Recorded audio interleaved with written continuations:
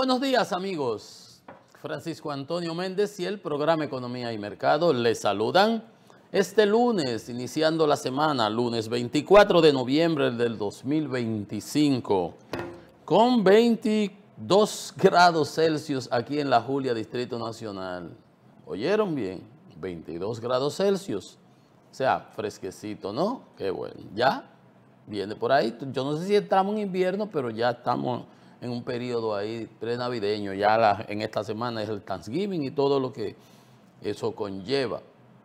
Y ahí entramos en la curvita de la Paraguay. ¿Qué tenemos? Bueno, tenemos muchas cosas para hoy. Hay mucha información internacional sobre lo que tiene que ver con la guerra de Ucrania, el ultimátum que le había dado Trump a el plan de paz a Zelensky. Yo me pronuncié el viernes con relación a eso, ¿verdad? Hoy hay muchísimas mayores informaciones porque Zelensky tuvo un discurso.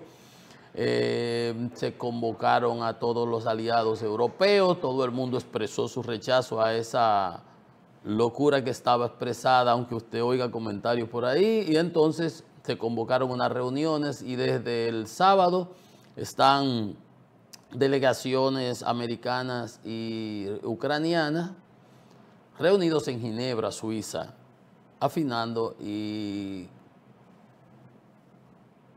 conversando sobre qué de ahí es factible y qué no, porque realmente lo que había escrito ahí hasta prácticamente fue traducido del ruso, hasta mal escrito en inglés, para que usted vea cómo se cuelan las cosas. Yo decía, pero esto lo prepararon en el Kremlin, porque además todo lo que tenía era satisfaciendo los reclamos originales de Putin.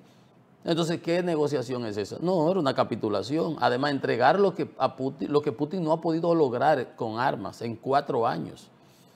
Una operación militar, una invasión que debió haberse resuelto en 3 días, según ellos pensaban. Pero que una cosa piensa el burro y otra el que lo apareja. Y llevan 4 años y no ha podido ocupar más que una cosita así, aparte de lo que ya tenía antes de la invasión, por más bulto y destrucciones que haya logrado, etcétera. Bueno, así las cosas. Ahorita sí vamos a conocer de eso. Hay también una información relativa al tema de Venezuela y son unas instrucciones que ha circulado la FAA, la Federal Administration Aviation, sobre vuelos, relaciona vuelos sobre territorio venezolano, espacio aéreo venezolano, porque parece que está habiendo jamming. Ese es el esquema, el bloqueo, interferencia electrónica, de guerra electrónica que está afectando vuelos comerciales y parece que eso puede ser significativo de que algo se esté moviendo de otra manera.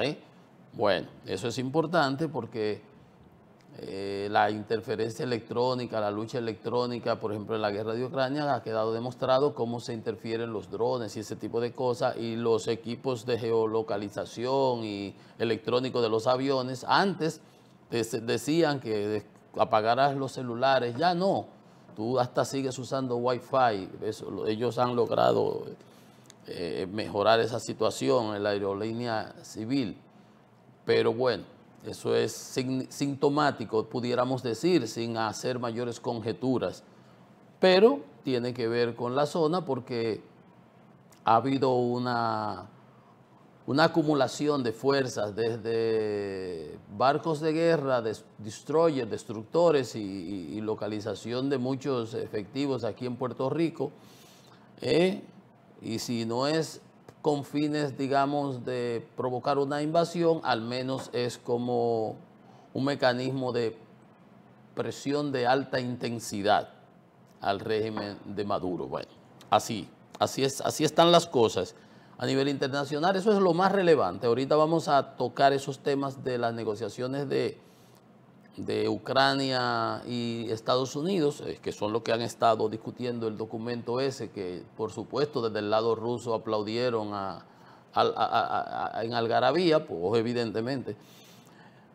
Y aquí en el país lo que hemos tenido son informaciones de índole eclesiales, ¿verdad? Lo que Habíamos comentado la semana pasada con relación a la sentencia del Tribunal Constitucional sobre la homosexualidad y las sanciones a los homosexuales y los pronunciamientos que había hecho la Iglesia. Decíamos, se notaba un cierto brío diferente, y decía yo, y me atrevía, y como obviamente nadie, ya eso sí es conjetura, decía, apuesto que si hubiera estado aquí en funciones reales, administrativas, el arzobispo Osoria, Monseñor Osoria, no se hubiera referido al tema. Entonces se notaba esa diferencia en la actitud de la Iglesia que mucha gente criticaban, que cómo había caído en esa opacidad la Iglesia totalmente irrelevante en esa gestión del arzobispo Osoria. Bueno, ayer la Iglesia convocaba a miles de feligreses en una actividad que acostumbran el mes de la familia, y la caminata se llamaba Un Paso por la Familia, y se hizo aquí en el distrito, estuvieron todos los arzobispos. Osoria no estuvo porque se encuentra en el Vaticano. Estuvo en el Vaticano, él había solicitado una reunión o algo, no sé qué. Alguien quien están hablando, bueno, a lo mejor fue, a lo mejor se cambian. Miren, las cosas que se producen con un decreto del Papa, eso no lo cambia nadie. Y además, ya él el año que viene se va, porque ya se pensiona. Y lo que él dijo en su comunicación, lo dijo él. Él fue que dio a conocer esas interioridades y esas conclusiones a las que él en su carta se refería. La Iglesia no ha hablado de eso. Recuérdense que hasta Televida, los ejecutivos decían orar por los pastores, la Iglesia no se va a referir ni a eso. Eso se queda como chisme, eso es agua pasada, eso pasó. Él podrá ir, el Papa lo recibe, es un monseñor, lo recibió, lo explicaría, no sé lo que pudiera hacer, pero olvídese usted que ya eso no cambia de ahí.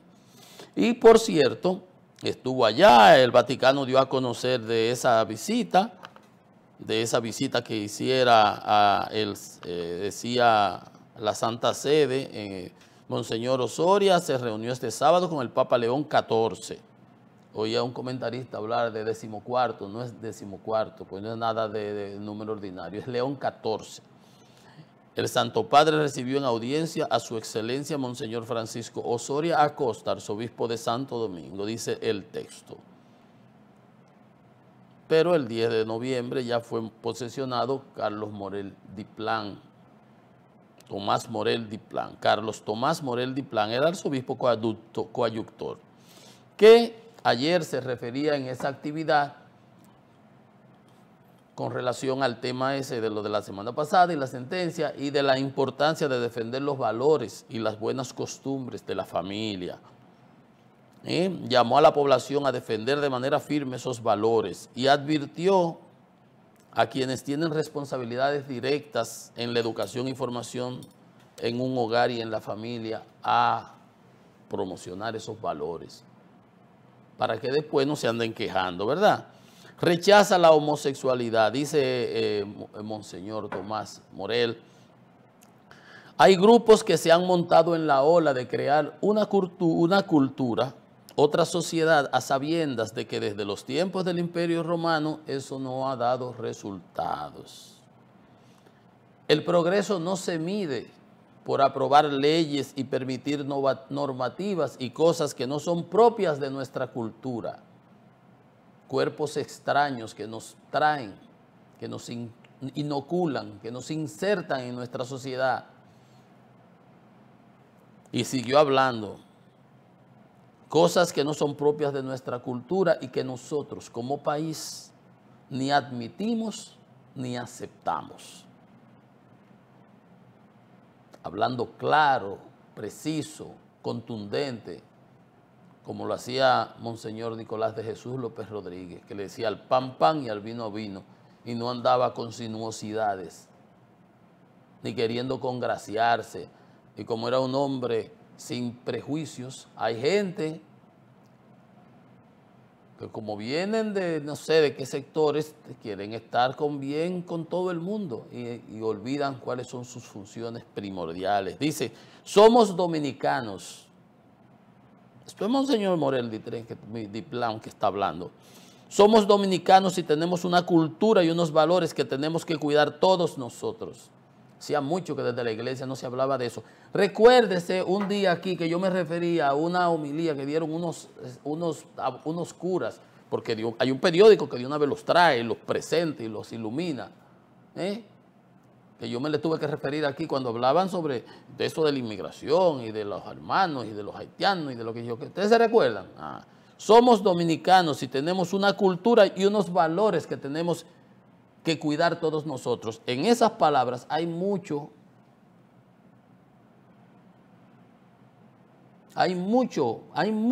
metamensaje subyacente ahí. Somos dominicanos. Él no lo dice por así, ¿no? No es usted ve gente que está hablando, usted se da cuenta que no hay muchas luces. Él sabe lo que está diciendo y él lo está diciendo con su doble intención, como se dice aquí en la calle. Yo lo soy subyacente, yo lo pinté más o menos así. Somos dominicanos y tenemos una cultura y unos valores que tenemos que cuidar todos nosotros. Eso no solamente viene de esos que vienen de fuera y que paramos imitando como los monos, que si vienen de Europa, de Estados Unidos, también de los que vienen de aquí, de los atrasados que tenemos al lado. Préstenle atención para que ustedes vean. La iglesia está hablando muy diferente ya. Así que si hay alguien que piensa que porque el Papa recibió, lo cortés no quita lo valiente. Claro que lo tiene que recibir. No es arzobispo de Santo Domingo, no es el que tiene su título hasta que llegue su pensión y aún después, ¿verdad? Y además lo cortés no quita lo valiente. Por eso, y continúa el arzobispo coadjutor diciendo, por eso nosotros seguimos defendiendo los valores cristianos, los valores familiares, los valores patrios. Porque ahí está el futuro de nuestro pueblo, ahí está el futuro de la nación. Usted hace mucho que no oían en la iglesia hablando, somos dominicanos, defendamos nuestros valores patrios. ¿O será que yo estoy...? Yo me paso también de frenada, porque acuérdense cómo yo andaba alabando, ¿ustedes se acuerdan a Miyagi? Yo me cansé de alabar a ese hombre después que subió ahí, porque obviamente venía del referente de Fulcar, y él presentó todo el desastre que había dejado Fulcar, que por cierto nunca pasó nada, ni se investigó, ni se dijo, ni nada, un desastre de marca mayor. Bueno, y después miren cómo me guayé yo con ese Miyagi, el de educación, el Hernández ese, pero yo creo que aquí yo no estoy equivocado. Por eso nosotros seguimos defendiendo los valores cristianos, los valores familiares, los valores patrios de la patria. Somos dominicanos, decía arriba. Yo percibo otro enfoque. Obispo de San Juan, que me encantó una vez que dijo, es que esos haitianos son de tribus y se matan unos con otros. Que aquí hay gente que no se atreve a decir esas verdades. ¿Ustedes se recuerdan? Una vez el obispo de San Juan, que yo ni me recordaba el nombre, es Tomás Alejo Concepción. Obispo de San Juan rechaza, se eliminen sanciones, relaciones homosexuales y dice, no callaremos. Es lo que les digo, la iglesia en pocos días ha tenido como un nuevo respiro, como una bocanada de oxígeno. Una iglesia que estaba languideciente. Por cierto, en esa actividad de ayer, la caminata por la familia, ¿cómo se llamó la cosa? Un paso por la familia, estuvieron representantes del CODUE, de los evangélicos. Exacto, mira qué bien, porque hay cosas que están más allá de las ideologías, hasta de las creencias religiosas, que podemos unirnos, podemos estar todos confluyendo en ese sentido. Me pareció, cuando lo oí, digo, pero esto es de la iglesia, pero este es del CODUE. Ahí, cuando desde que oí al pastor hablando, dije, no, este no es de la iglesia, este no es padre, este no es católico, pero cristiano. Ok, muy bien, la iglesia abierta en esa apertura, que me parece bien. Entonces dice el obispo de San Juan, aparte de lo que dijo Castro, el obispo de Higüey, que se pronunció, dijo, es una aberración, es un adefesio jurídico y todo ese tipo de cosas. Dice el obispo de San Juan, Alejo Concepción, Tomás Alejo Concepción, también es Tomás, manifestó su profunda preocupación, consternación y rechazo a la sentencia esa de Marras. Dijo, Esa decisión ha conmocionado a la nación, no ha dejado turulato. Andan por ahí los memes y el relajo y las cosas, dejando perplejos a ciudadanos e instituciones. La antropología, la cultura y los valores éticos y morales del pueblo dominicano no admiten tales disposiciones dentro de los cuerpos castrenses. ¿Usted oye cómo hablan estos caballeros? ¿Usted oye la erudición que tienen estos obispos? Eso estaba hace días languideciendo en la iglesia. Cuestionó el impacto futuro en las academias militares y la defensa de la nación. ¿Ustedes están oyendo? La defensa de la nación.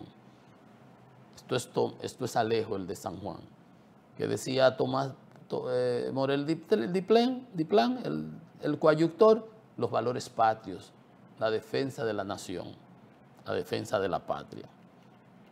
No callaremos y no nos cruzaremos de brazos. Exhortó al presidente de la República a actuar con responsabilidad histórica para no comprometer la integridad moral de estas instituciones fundamentales. Porque ustedes vieron la sentencia, metieron unos jueces ahí, obviamente ustedes se recuerdan hasta un yerno de doña Miriam, la secretaria de doña Miriam.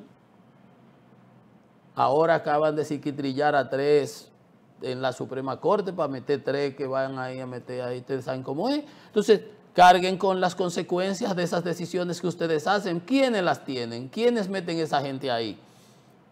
A seguir agendas extrañas y a salir con decisiones que nadie le está pidiendo, extrapetites además.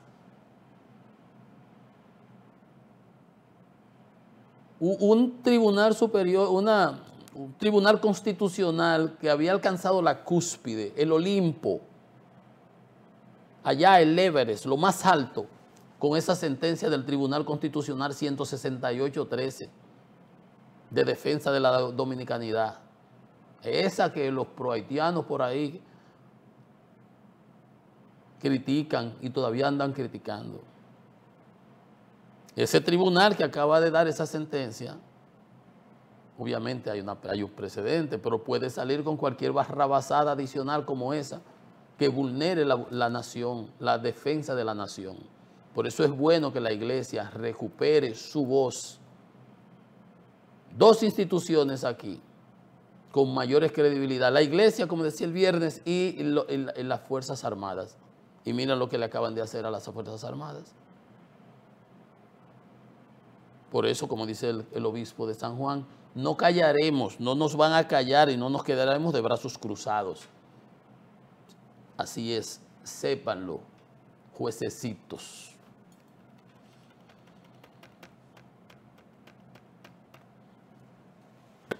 Desafortunadamente, al pan pan y al vino vino. Aquí hay que decir las cosas como son. 4 se culipandearon, hay unos que no estaban, hay una juez que votó en contra, que lo comentamos aquí, la juez Eunices Vargas, y dio sus consideraciones. Los otros se salvaron el voto, hay una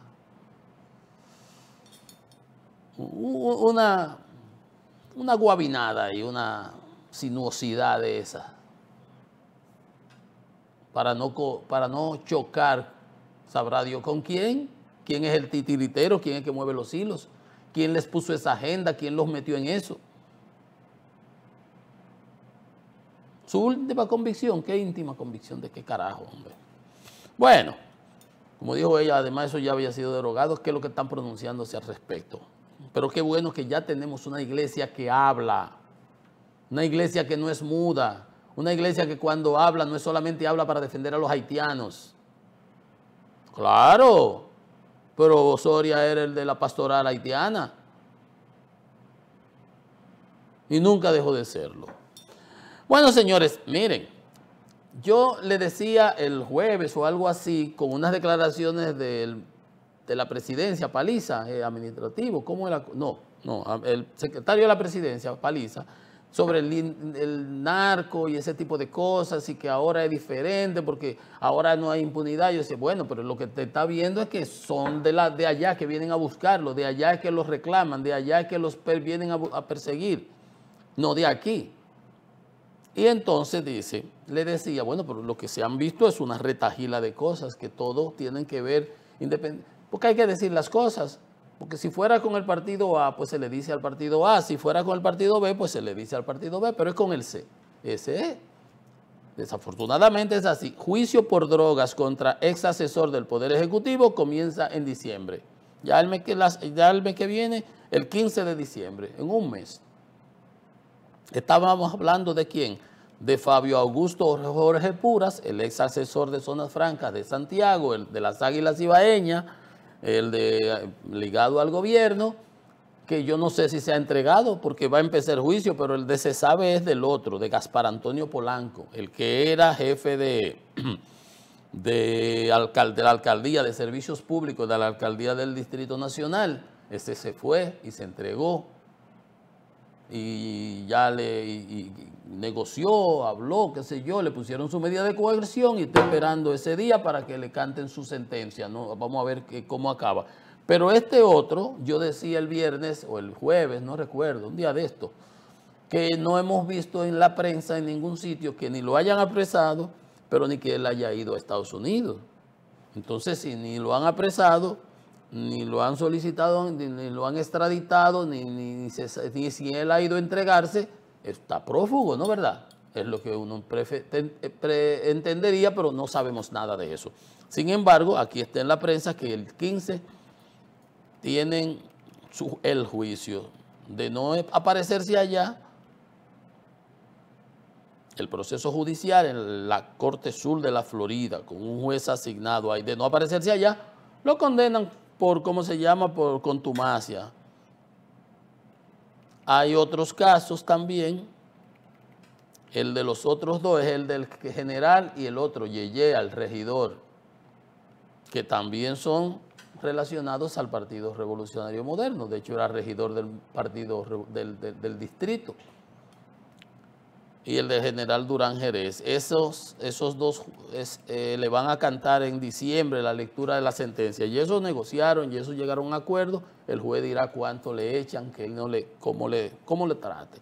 Por eso es que yo decía que hay temas que usted no puede andar moviéndolo mucho, porque entonces esos son ya de esta semana, de este mes pasado, o de 2 meses atrás, pero vienen ahí todos uno atrás de otro. Cuando usted cree que ya se acabaron, aparece el del otro regidor de Boca Chica, que apresan 16, se tiene que tirar la DEA, viene y los busca la DEA, porque los de aquí no buscan nada, tienen que convocan y se tiran con todo el Ministerio Público, y ahí agarran 16 y a un regidor, ex regidor de nuevo, del propio partido.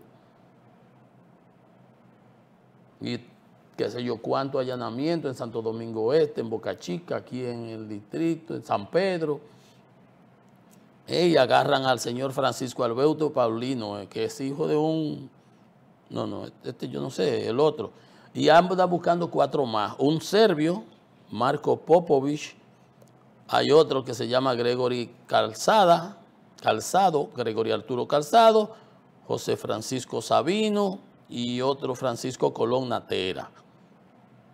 A eso le encontraron a principios de noviembre unos 200 paquetes de polvo blanco en el multimodal Caucedo. Ahí no se sabe si lo que viene de los 10 toneladas, pero eso es por ahí María se va.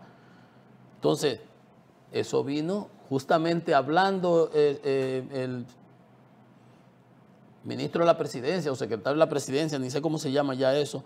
Venía eso, él hablando, y 36 allanamientos en proceso ahí en Boca Chica, en toda esa zona del este. 300 y qué sé yo cuántos agentes de NCD, de la DEA, de la Fuerza Armada, de los fiscales, todo el mundo, coordinado por la DEA. Entonces, no es verdad que lo buscan y los apresan aquí. Y entonces, no solamente eso, el otro que lo solicitan en extradición, el esposo de la diputada de Romana. Entonces, son demasiadas cosas. Son demasiadas cosas. Una retajila de gente que agarraron presa, que nosotros no vamos a mencionarla, pero la mayoría de muchísimos de ellos, empleados del multimodal Caucedo, de donde mandan los estupefacientes para Estados Unidos, en los furgones, para Europa, etcétera, etcétera. Entonces, definitivamente que hemos dejado de ser un tránsito para convertirnos, como pasó con los 10 toneladas, que nunca se ha dado realmente una clara explicación. Realmente nos hemos convertido ahora mismo en un enclave importante de ese bajo mundo y de esa situación. Bien, entonces, para que ustedes vean cómo están las cosas, con relación a lo de las negociaciones que están siendo celebradas en Ginebra, decíamos que, bueno, se pronunció todo el mundo. La Unión Europea dijo no, Starmer, Macron, Merz, el de Alemania, todos los líderes europeos se pronunciaron en contra de esto. No, pero ¿qué es esto? Porque realmente era un ultimátum, daba una semana para aceptar el plan. Ahora dice que ahora para el día el 27, ahora para el Thanksgiving. Pero de una vez aplaudieron en Rusia, obviamente, porque que era una capitulación, reducir el ejército, desarmarlo, entregar todos los territorios ya ocupados y los no ocupados. Que no puede entrar a la OTAN, que tiene que haber elecciones a los 100 días, pero ¿y usted qué tiene que establecer lo que puede haber allá? Que tiene que hablarse hasta el ruso oficial en Ucrania. Obviamente,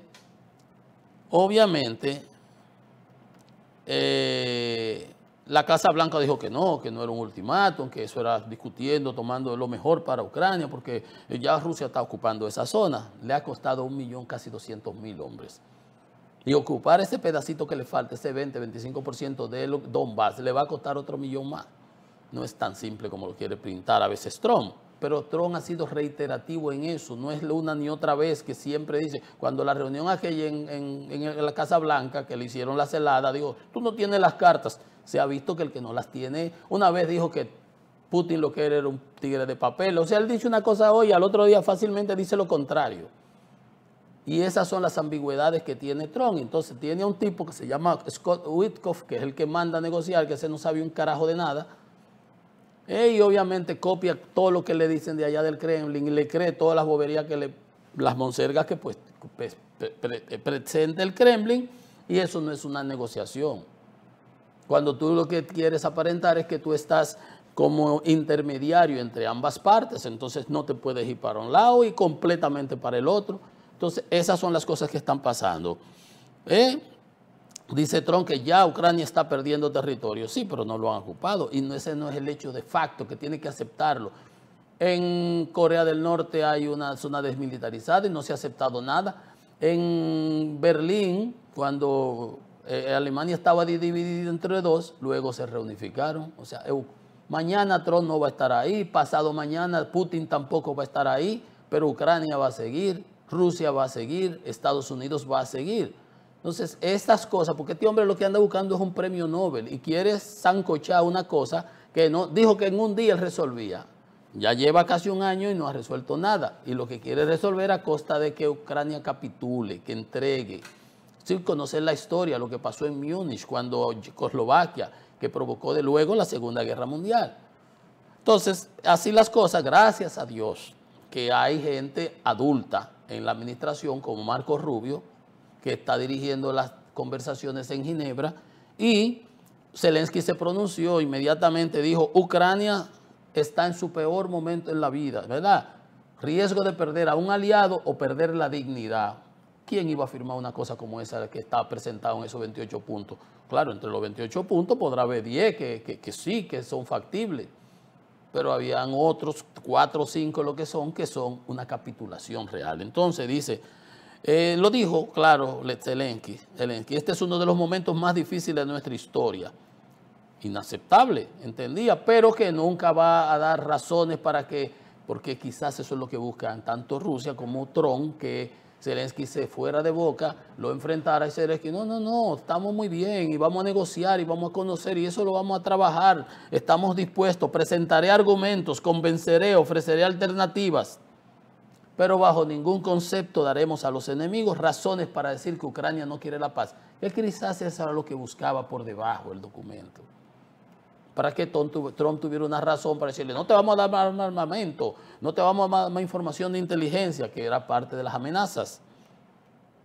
Entonces, los franceses dijeron, todas las decisiones que tengan implicaciones para los intereses de Europa y la OTAN requieren el apoyo y el consenso de los socios europeos.